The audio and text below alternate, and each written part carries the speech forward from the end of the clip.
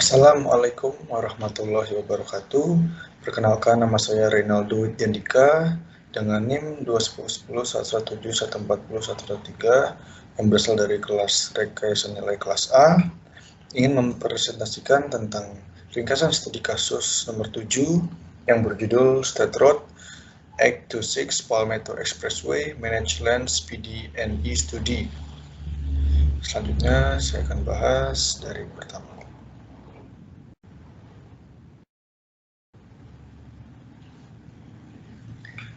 Jadi nama proyek ini itu adalah Palmetto Expressway atau Jalan Tol Palmetto yang memiliki panjang proyek kurang lebih 6 mil.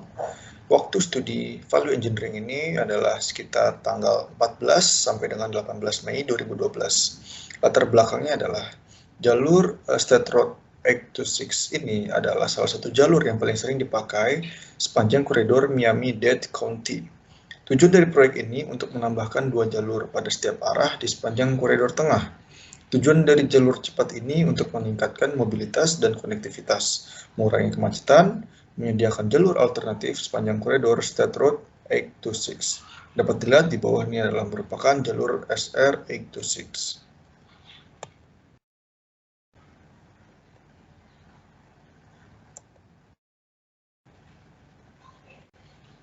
Jadi tujuan dari value engineering pada proyek State Road 826 Palmetto Expressway ini adalah dalam rangka meningkatkan satu, capital cost, yang kedua, constructability, kemudahan perawatan lalu lintas, meningkatkan fungsi dasar yang dibutuhkan untuk pelaksanaan proyek, memberikan ringkasan kondisi existing, mendokumentasikan tujuan dan kebutuhan proyek, serta dokumentasikan data teknis, lingkungan, dan sosial lainnya yang terkait dengan konsep desain awal. Yang pertama adalah tujuan dan sasaran proyek hasil studi dan rekomendasi alternatif. Jadi untuk tujuan dan sasaran proyek ini adalah untuk mengidentifikasi peluang dan merekomendasikan konsep yang dapat meningkatkan nilai dalam hal biaya modal, kemampuan konstruksi, pemeliharaan lalu lintas, dan persyaratan fungsional dasar proyek. Laporan ini mendokumentasikan analisis rekayasa nilai yang dilakukan untuk mendukung keputusan terkait dengan alternatif proyek yang direncanakan. Selain itu, ringkasan kondisi yang ada mendokumentasikan tujuan dan kebutuhan proyek, serta mendokumentasikan data teknik, lingkungan, dan sosial lainnya yang terkait dengan konsep desain awal. Beberapa masalah dan kondisi yang sudah ada sebelumnya dikemukakan selama pengarahan awal studi VE. Tim VE mempertimbangkan kendala proyek utama sebagai berikut. Yang pertama, tidak ada hak jalan tambahan. Yang kedua, bersinggungan dengan sumber gas alam. Yang ketiga, koneksi di setiap ujung. Yang keempat, tidak ada peningkatan kapasitas pada persimpangan. Yang kelima, jalan layang NW 103 Street. Yang keenam, jalan layang NW 25 Street. Lalu adanya jadwal yang terlalu agresif. Fungsi dasar proyek ini adalah untuk menciptakan kapasitas tambahan dan meningkatkan operasi lalu lintas pada sistem transportasi regional. Ini dapat dilihat, ini merupakan preliminary cost estimate-nya.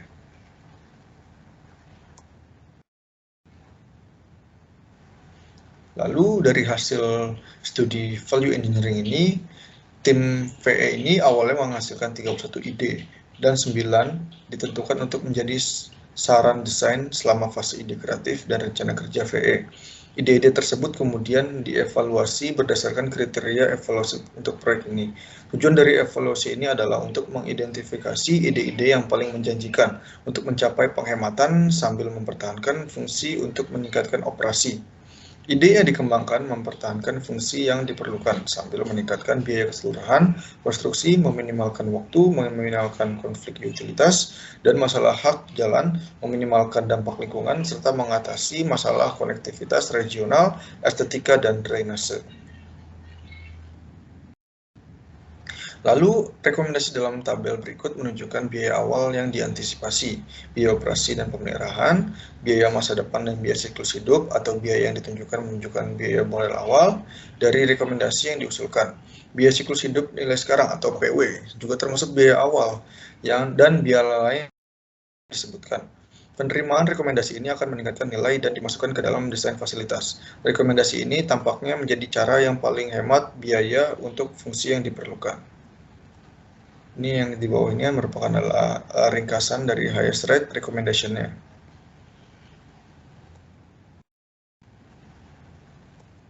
Lalu prosedur value engineering ini dibagi menjadi 6 bagian. Yang pertama ada information phase, yaitu adalah fase pengumpulan informasi. Creative phase, yaitu adalah fase penyampaian ide-ide yang dikemukakan. Lalu ada judgment phase, yaitu adalah fase pengambilan keputusan. Lalu ada development phase, yaitu fase pengambilan dari pengambilan keputusan. Pengembangan dari pengambilan keputusan. Lalu ada fase presentasi, yaitu adalah penyampaian hasil. Lalu yang terakhir ada report phase, yaitu pelaporan hasil. Kedua ada informasi proyek. Jadi tim peneliti termasuk para ahli yang berpartisipasi dalam penelitian ini itu ada Andi Garganta selaku PE itu sebagai roadway design, Hailing Zheng struktur, Renato Marrero sebagai maintenance, John Dovel traffic operation, South Khan maintenance of traffic, Michael Dubrovsky itu adalah construction, Joshua Salazar itu adalah default issues, dan Rick Johnson itu adalah VE Team Leader. Fungsi dan sasaran proyek ini yang pertama adalah mempertahankan tingkat layanan, meningkatkan operasi, mengurangi kemacetan, menyampaikan lalu lintas, meningkatkan kapasitas, menambahkan jalur, membangun proyek, bertentang hambatan, beban dukungan, menerangi area, menjaga lalu lintas, meminimalkan risiko, mengurangi kebisingan, mempertahankan alam, proyek desain, menetapkan grade, memberikan perlindungan, lalu ada izin proyek, menghapus air, menyampaikan air, mengolah air, dan menyimpan air, lalu lintas terpisah, mengontrol lalu lintas, menyampaikan lalu lintas, informasi pengemudi, memenuhi regulasi, merekomendasikan alternatif, dan menentukan kebutuhan. Lalu selanjutnya ada kebijakan dan arahan proyek. Yang pertama, proyek ini harus memenuhi persyaratan kriteria ekonomi, desain teknik, lingkungan, dan sosial atau budaya. Yang kedua, memenuhi tujuan rencana transportasi jarak jauh untuk perkembangan masa depan. Lalu untuk kendala proyek umum ini, yang pertama adalah tidak ada tambahan kabel gas, yang kedua adalah alarm right of way FTG, lalu yang ketiga adalah sambungan di setiap ujungnya, tidak ada perbaikan pada persimpangan, yang kelima adalah jalan layang NW 103, yang keenam adalah jadwal agresif flyover, yang ketujuh adalah jalan layang NW 25 Street. Ada evaluasi. Jadi dari ide yang punya nilai total sama atau lebih besar dari konsep desain awal dinilai cukup untuk kemudian dikembangkan lebih lanjut. Terdapat total 31 ide yang muncul dan 11 ide yang kemudian dievaluasi dan dinilai. Saat proses evaluasi, tim VM menentukan beberapa ide menjadi saran desain yang kemudian dirujuk sebagai DS. Saran desain utama yang diidentifikasi oleh tim VE adalah sebagai berikut. Yang pertama adalah meminimalkan fitur yang memerlukan perlewatan di sepanjang median seperti lampu, saluran masuk, dan lain-lain. Yang kedua adalah memperlebar jalan raya. Yang ketiga memperbaikan kemiringan tanjakan. Yang keempat mempertahankan bangunan jembatan. Yang kelima mengganti trench drain. Yang keenam adalah mempertimbangkan stabilitas dinding penahan. Yang ketujuh adalah melakukan negosiasi dengan pemilik properti pinch point. Lalu yang ke-8 adalah menghilangkan pinch point di NW 56 South Street Southbound Palmetto. Yang ke-9 adalah merancang untuk bagian-bagian yang penting. Terus selanjutnya ada rekomendasi. Rekomendasi yang ditampilkan ini merupakan gagasan-gagasan yang disusun oleh tim VE yang mencakup perbandingan antara FE dengan konsep asli perancang. Gagasan ini terdiri konsep desain asli, deskripsi perubahan yang diusulkan, dan evaluasi deskriptif tentang kelebihan dan kekurangan rekomendasi yang diusulkan. Selain itu, jika diperlukan sketsa dan perhitungan juga ditampilkan untuk memastikan bahwa biaya yang dapat digunakan sebagai perbanding dalam gagasan yang diajukan oleh tim VE. Perkiraan biaya alternatif PDNI, dan perkiraan biaya awal grup LPA digunakan sebagai dasar penentuan harga. Rekomendasi yang diberikan adalah sebagai berikut. Yang pertama adalah nomor 6, yaitu yang pertama itu merupakan nomor 6 dari rekomendasi, yaitu memperhitungkan penggunaan lajur 4+1 dengan bahu jalan penuh pada jalur yang dikelola di setiap arah. Alternatif yang dipilih adalah alternatif dokumen PDNI menunjukkan 2 managed lane dan 4 jalur 11 kaki dengan rentang lebar median 12 kaki hingga lebih kecil 4 kaki pada titik jepit tertentu seperti jalan 103 NW. Lalu selanjutnya ada alternatif VE. Untuk fase sementara, pemerintah dapat mengimplementasikan managed lane tunggal 11 kaki dan dilanjutkan bahu jalan 12 kaki dari State Road Lab X36 ke utara dari persimpangan I75. Tidak diperlukan pelebaran untuk fase ini yang hanya membutuhkan pengecatan delineator dan infrastruktur tol. Keuntungannya adalah biaya awal rendah, dampak operasional yang lebih sedikit, menyediakan aliran pendapatan awal, yaitu adalah 4 bulan setelah pemerintahan berlanjut, mengurangi dampak ke area konstruksi jalan, lalu adalah memanfaatkan infrastruktur. Kerugiannya adalah kekhawatiran yang timbul mengenai aliran lalu lintas yang berdampak lebih lambat. Lalu yang kedua ada jalur terkelola tunggal, belum pernah diterapkan sebelumnya di Florida. Yang ketiga adalah pemeliharaan delineator bermasalah. Jadi penggunaan lajur 4+1 dengan bahu jalan penuh pada jalur yang dikelola di setiap arah itu dapat digambarkan pada gambar di bawah ini, bisa dilihat. Dan pendapatan potensial ini adalah sampai dengan 5,36 juta dolar minimum. Selanjutnya dalam alternatif nomor 13 ada dari jalan NW36 ke NW58 meluruskan kembali garis utama utara ke timur di sepanjang jalan bagian depan. Alternatif yang dipilih adalah alternatif dokumen PDNI menunjukkan pelebaran kecil SR 826 baik dalam arah NB dan SB dari NW36 ST ke NW58 ST karena kendala right of way di kedua sisi. Kendala right of way akan mengurangi jarak yang tersedia untuk memperluas jalan untuk mendapatkan bahu jalan sepanjang 10 hingga 12 kaki di sepanjang managed lanes. Alternatif VE, jika pemerintah tidak menentukan right of way di sepanjang sisi timur NBSR 826, maka peralatan center line dapat digeser sekitar 6 kaki ke timur untuk mendapatkan bahu jalan sepanjang 12 kaki ke arah SB. Dinding penghalang luar NB yang diusulkan dalam P dan E, PD dan PDNI akan digeser 10 kaki ke timur yang akan mengakomodasi pergeseran peluruan center line 6 kaki ditambah 4 kaki lainnya untuk juga meningkatkan bahu jalan menjadi 12 kaki di bagian NB. Jalan lingkar yang ada akan sedikit berkurang karena sebagian besar penataan dinding 10 kaki akan menggunakan area rumput yang ada. Tembok median yang ada harus dihilangkan dan diganti dengan dinding median tinggi. 23 tiang lampu dan 2 rambu di sepanjang median akan dipengaruhi oleh perubahan center line. Keuntungannya adalah yang pertama, secara signifikan meningkatkan lebar bahu bagian dalam hingga 12 kaki di kedua arah lalu lintas. Yang kedua adalah operasi lalu lintas, aliran dan kecepatan akan sangat meningkat. Yang ketiga adalah tanggap darurat akan meningkat secara signifikan. Yang keempat adanya pendapatan tambahan. Yang kelima ada tiang yang dipasang di bahu akan lebih mudah dirawat. Untuk kerugiannya yang pertama ada peningkatan biaya konstruksi, waktu konstruksi dan pemeliharaan lalu lintas. Yang kedua ada rekonstruksi dinding penghalang median untuk 4.000 kaki ke timur. Yang ketiga adanya sedikit modifikasi pada jalan lokal untuk mengakomodasi pelebaran. Yang keempat adanya rekonstruksi dinding median akan mengakibatkan 2 pergeseran MOT tambahan atau subfase. Ini adalah gambarnya untuk meluruskan kembali garis utama utara ke timur di sepanjang jalan bagian depan. Nilai tambah potensialnya itu adalah sampai dengan 1.282.000 dolar. Yang ketiga itu adalah nomor 6 value engineering. Pada persimpangan I75, pelurusan center line harus dimodifikasi untuk memungkinkan bahu sepanjang 10-12 kaki. Alternatif yang dipilih, penyesuaian SB baru ini menempatkan beberapa jalur SB di atas kanal yang ada, agar tidak mempengaruhi jalan lingkar yang ada. Kanal akan dipersempit dan dinding akan ditambahkan di sepanjang 2 tepi kanal.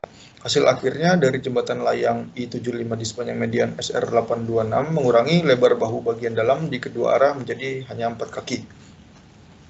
Alternatif PE, perubahan kanal menjadi gorong-gorong dan alihkan penataan kembali jalur SB di atas gorong-gorong ke barat untuk meningkatkan bahu bagian dalam menjadi 10-12 kaki. Pergeseran ini tidak akan mempengaruhi jalan lingkar yang ada. Dinding bersakat 800 kaki di sepanjang 2 tepi kanal yang diusulkan dalam PD dan I akan dipindahkan dan gorong-gorong 1.600 kaki akan dipasang. Keuntungannya yang pertama adalah meningkatkan lebar bahu dari 4 kaki menjadi 10 sampai 12 kaki di semua arah lalu lintas dan untuk setiap jenis jalur. Yang kedua ada operasi lalu lintas atau aliran dan kecepatan akan sangat meningkat. Yang ketiga ada pendapatan tambahan. Lalu untuk kerugiannya yang pertama adanya akan meningkatkan biaya konstruksi, yang kedua meningkatkan waktu konstruksi, yang ketiga membutuhkan pemeliharaan gorong-gorong yang panjang, yang keempat dapat mempengaruhi perizinan atau perlu dikoordinasikan dengan badan. Ini adalah ilustrasi gambar persimpangan I-75 perusahaan Centerline dimodifikasi untuk memungkinkan bahu sepanjang 10-12 cm. Nilai tambah potensialnya itu sampai dengan $3.428.000. Yang keempat itu adalah nomor 19 antara jalan NW74 dari jalan Okeechobee perluasan jalur selatan ke barat untuk menyediakan bahu jalan sepanjang 12 kaki dengan meluruskan kembali jalan masuk di jalan Okeechobee. Alternatif yang dipilih yaitu adalah alternatif dokumen PDNI menunjukkan bahu bagian dalam dengan ketinggian 4 kaki untuk manage lens ke selatan dari utara NW74 SD ke selatan Okeechobee Road. Alternatif PI memperluas 8 kaki ke barat untuk membuat bahu jalan menjadi 12 kaki. Jalan di Okeechobee Road ke State Road 826 SD perlu dimodifikasi seperti yang ditunjukkan pada keuntungannya yang pertama adalah meningkatkan lebar bahu bagian dalam dari 4 kaki hingga 12 kaki. Yang kedua memungkinkan kendaraan yang cacat masuk ke bahu tanpa mengganggu operasi jalur yang dikelola. Yang ketiga bahu jalan sepanjang 12 feet memberikan kondisi yang lebih baik daripada 4 feet. Lalu untuk kerugian yang pertama adalah peningkatan biaya, yang kedua peningkatan pemeliharaan lalu lintas selama konstruksi. Ya, ini di bawah ini merupakan sebuah gambaran perluasan jalur selatan ke barat dengan berhubungan sepanjang 12 kaki dengan meluluskan kembali jalan masuk di jalan Okeechobee. Nilai tambah potensialnya itu adalah sampai dengan $7.632.000. Lalu yang kelima, yang nomor 22 ini pada seksi 5 dibuat ground dan stripping sepanjang 11 kaki untuk menghindari dampak pengerjaan ulang. Juga perpanjang jalur ke utara 5 lebih jauh ke selatan. Alternatif yang dipilih, departemen saat ini sedang bernegosiasi dengan tim joint venture di ruang lingkup pekerjaan bersama SR826 untuk memodifikasi trotoar dan drainase untuk proyek manage lens yang akan datang. Alternatif PI, tim joint venture bagian 5 akan membuat friction course, mengubah lokasi crown dan stripping SR826 antara NW 7 Street dan NW 25 Street untuk mencocokkan konfigurasi artikel di proyek jalur manage lens. Friction and stripping untuk manage lens di tambahan akan ditentukan untuk sementara oleh marka trotoar. Selama konstruksi manage lens, jalur friction dan strip terakhir pada jalur dan bahu tambahan akan diselesaikan oleh pemegang konstruksi. Lalu keuntungan adalah yang pertama, lebih sedikit biaya keseluruhan karena menghilangkan pengerjaan ulang. Yang kedua, pendapat publik yang kurang negatif dengan konstruksi boros yang terlihat dan dampak lalu lintas tambahan. Lalu untuk kerugian yang pertama adanya yaitu menggeser biaya pengerjaan ke proyek bagian 5 saat ini. Yang kedua, upaya mendesain ulang untuk bagian 5. Ini merupakan gambaran pembuatan ground dan stripping sepanjang 11 kaki. Penghematan biaya potensial ini sekitar $940.000. Lalu yang keenam itu adalah nomor 23, yaitu menambahkan batas kecepatan variabel ke General Purpose Lens. Alternatif yang dipilih, alternatif dokumen PDNI menunjukkan manage lens yang bervariasi pada kecepatan desain 60 mph atau kecepatan tercatat 55 mph dan kecepatan desain tujuan umum 60 mph atau kecepatan tercatat 55 mph. Alternatif PE memanfaatkan batas kecepatan variabel jalur tujuan umum untuk mengelola aliran lalu lintas di General Purpose Lens dengan lebih baik. Disarankan untuk memasang rambu batas kecepatan variabel sebelum memasuki segmen manage lens atau 2 rambu dan di antara setiap interchange di setiap arah 16 rambu. Negara-negara lain telah memperkerasai penggunaan tanda-tanda kecepatan variabel untuk kendaraan transisi yang lebih baik melalui segmen padat dari jalan raya yang meningkatkan perjalanan yang lebih aman selama periode kemacetan, insiden, cuaca buruk, dan peristiwa tidak berulang lain. Untuk keuntungannya, yang pertama itu adalah meningkatkan operasi dan secara aktif mengelola aliran pada jalur tujuan umum. Kedua, peningkatan hasil yang diantisipasi karena variasi kecepatan yang diperkecil. Yang ketiga, memberikan kecepatan yang lebih konsisten. Lalu untuk kerugiannya, yang pertama adalah peningkatan biaya modal dan pemeliharaan yang berkelanjutan untuk tanda-tanda dinamis. Lalu yang kedua adalah konsep baru untuk wilayah dan penerimaan publik.